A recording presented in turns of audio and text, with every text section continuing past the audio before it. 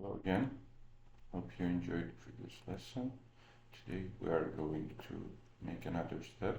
We yesterday were able to get the stock data for last trading day.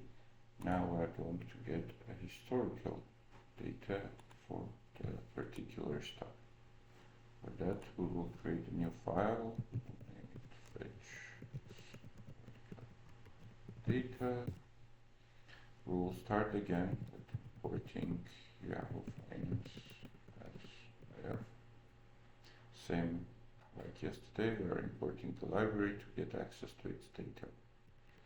Next, again, we'll go with ticker Apple. We are going for the data for the Apple stock.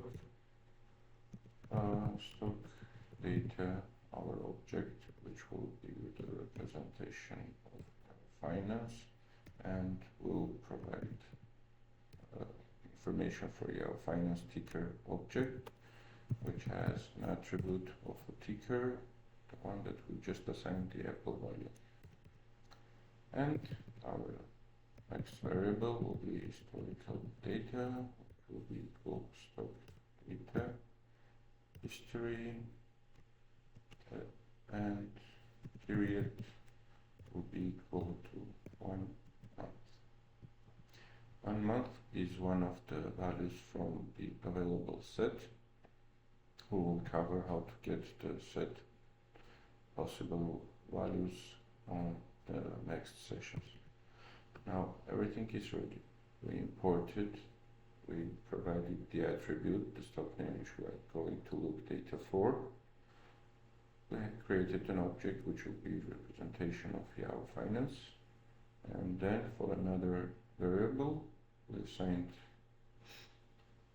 that it will be getting the data from our created object for the historical attribute and for duration of 1 month.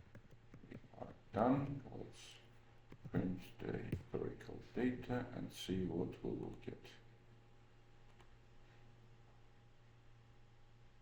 As we can see, we got the historical data for 1 month from July 23rd to August 23rd, and today is August 23rd.